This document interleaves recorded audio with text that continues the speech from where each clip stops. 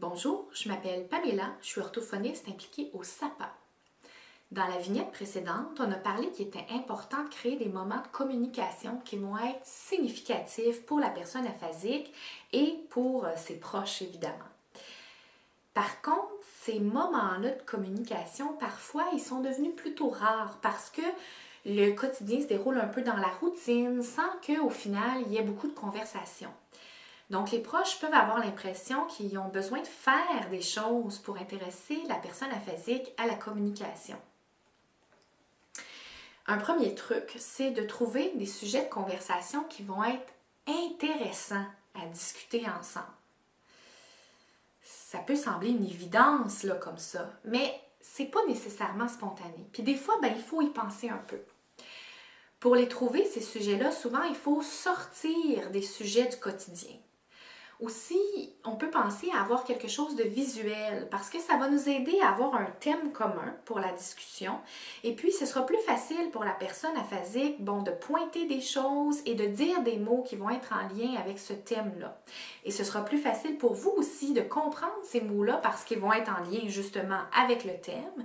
Et donc, ce sera plus facile pour vous de poursuivre la conversation en donnant votre opinion, en ajoutant un commentaire ou vous aussi en pointant certaines choses.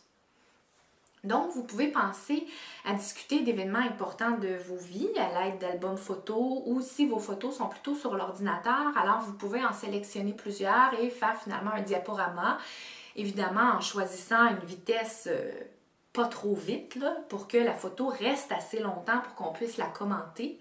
C'est le même principe pour les gens qui ont des cadres de photos électroniques où, à un intervalle régulier, la photo va changer pour une autre et donc on peut commenter les personnes ou les événements qui s'y rattachent.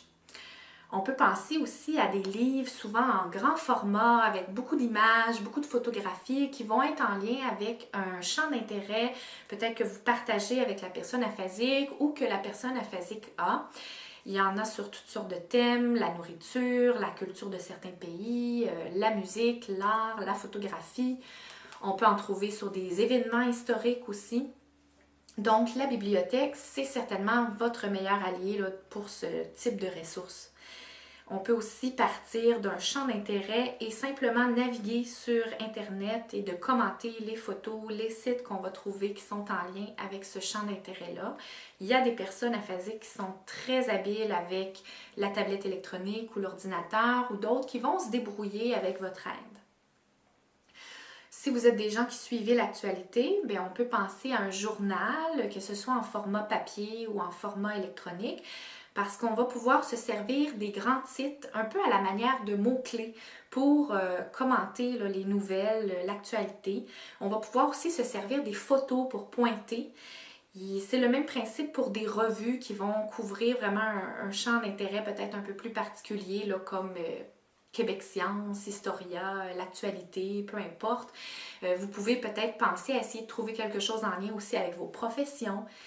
L'idée, dans le fond, c'est de se créer avec tout ce matériel-là une banque de sujets de conversation qui vont être intéressants à discuter ensemble. On va poursuivre sur ce thème-là dans la prochaine vignette. Donc d'ici là, je vous dis à la prochaine. Si vous avez des questions concernant la façon de communiquer avec votre proche aphasique, vous pouvez nous les envoyer à l'adresse qui va apparaître à l'écran sapa@aphasie.ca. On va essayer d'y donner des pistes de solutions au travers des prochaines vignettes et ça pourra aider d'autres proches de personnes aphasiques. Donc, je m'appelle Pamela, je suis orthophoniste impliquée au service aux proches d'une personne aphasique.